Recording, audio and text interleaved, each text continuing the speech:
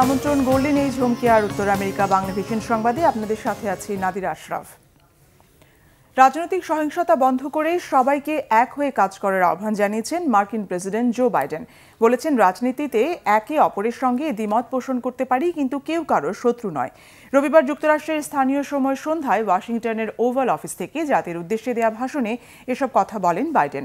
ট্রাম্পের উপর হামলার ঘটনা কোনো স্বাভাবিক বিষয় নয়। তিনি মনে করেন, যুক্তরাষ্ট্রে রাজনৈতিক পরিস্থিতি দ্রুত গতিতে সহিংসতায় রূপ নিচ্ছে। সবাইকে একসাথে এর মোকাবিলা করতে আহ্বান জানিয়েছেন বাইডেন।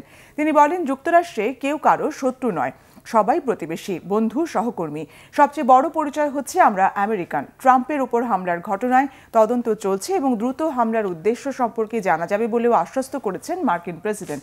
এর আগে ডোনাল্ড ট্রাম্পের উপর হামলাকারী তরুণের গাড়ি ও বাড়িতে বিস্ফোরক দ্রব্য পাওয়ার তথ্য দিয়েছে আইনশৃঙ্খলা বাহিনী। যুক্তরাষ্ট্রের আসন্ন প্রেসিডেন্ট নির্বাচনে ডোনাল্ড ট্রাম্পকে আনুষ্ঠানিকভাবে প্রার্থী হিসেবে মনোনয়ন দিয়েছে রিপাবলিকান পার্টি।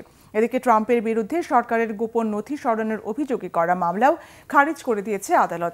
স্থানীয় সময় সোমবার উইসকনসিন অঙ্গরাজ্যের মিলাওয়াকিতে রিপাবলিকান পার্টির জাতীয় সম্মেলনে ট্রাম্পকে প্রেসিডেন্ট প্রার্থী হিসেবে ঘোষণা করে দলটির প্রতিনিধিরা।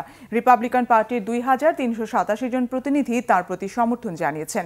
ওই সম্মেলনে ভাইস প্রেসিডেন্ট প্রার্থী হিসেবে ওয়াইও অঙ্গরাজ্যের সিনেটর জেডি ভ্যান্সের নাম ঘোষণা করেন ডোনাল্ড ট্রাম্প। ভ্যান্স একসময় ট্রাম্পের কট্টর সমালোচক ছিলেন, কিন্তু 2021 সালে ক্যাপিটল হিলের ঘটনার পর ট্রাম্পের ঘনিষ্ঠ হন। একই দিন ট্রাম্প আরও একটি সুখবর পান। তার বিরুদ্ধে সরকারের গোপন নথি সরানোর অভিযোগে করা মামলা খারিজ করে দিয়েছেন ফ্লোরিডার আদালতের বিচারক অ্যালিন ক্যানন।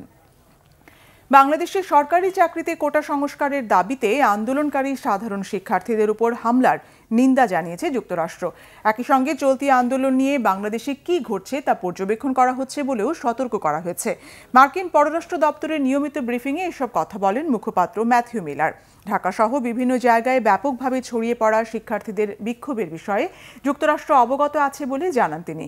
সোমবার মিলার আরও জানান, পররাষ্ট্র দপ্তরের তথ্য মতে এই বিক্ষোভে এখন পর্যন্ত 2 জন নিহত এবং হামলায় শত বিক্ষোভকারী আহত হয়েছেন।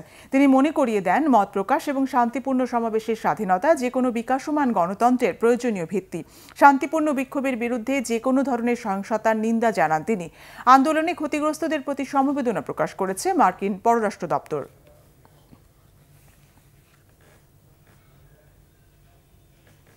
এই ছিল এখনকার মতো। আগামী শনিবার বাংলাদেশ সময় সকাল 6টা, শুক্রবার নিউ ইয়র্ক সময় রাত 8টায় উত্তর আমেরিকা বাংলা ভিশন সংবাদ দেখার আমন্ত্রণ রইল। এতক্ষণ সঙ্গে থাকায় ধন্যবাদ।